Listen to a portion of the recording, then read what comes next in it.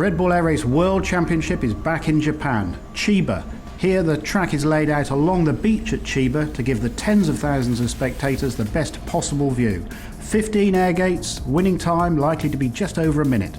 The start-finish gate in Chiba is positioned in the middle of the track. We'll see the pilots approaching slightly off-axis to get a good line through the start gate to that single pylon gate 2. Now hard left turn. Whoa. If they get that right, they'll have the maximum speed when they get to gate 3. The real aim is to still have your 200 knots when you get to gate 4. The first high G turn of this track, the Makahari manoeuvre. Gate 5 is the setup gate for the first pass through the chicane, and then a hard left sidestep to gate 7, another hard sidestep to gate 8, and this is the Chiba corner.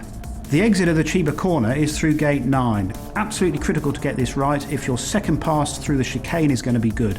Exit that well to gate 11. Now is your second Makahari manoeuvre at gate 12. Back down to gate 13, round the single pylon 14, and then full speed to the finish. The critical points of this track are the high G corners at each end. Here, to set a good time, you have to have absolutely maximum G. But if you overdo that G, you're going to get a DNF. Straight full, keep those wings level, very high G. The Makahari manoeuvre has to be flown vertically, but the pilots need to adjust this to get the best exit line to the next gate. So they are allowed a little bit of movement late in the vertical turn to go left or right. But if they do that too much, they're going to get a DNF. In the Chiba corner, there are a lot of variations available to the pilot. They can fly it vertically or they can fly it flat. We think flat is the fastest way, but caution, if there's a strong onshore wind, that'll be pushing the pilot towards the safety line. If they cross that, that's a DQ. Have to go up a little bit to avoid that safety line, that was okay. Another interesting thing about this track is the chicane is flown in both directions.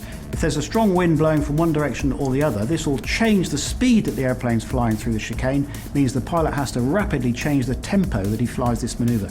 Really difficult to do. Hard. Here in Chiba, we've seen that the high G turns at each end of the track are important, but also the flowing sections in the centre of the track are vital. Here, if you fly beautifully accurately and smoothly, you will conserve your airspeed and get a good time. But we've seen in Chiba the winds can be extremely variable. That makes all of these things super difficult for the pilot.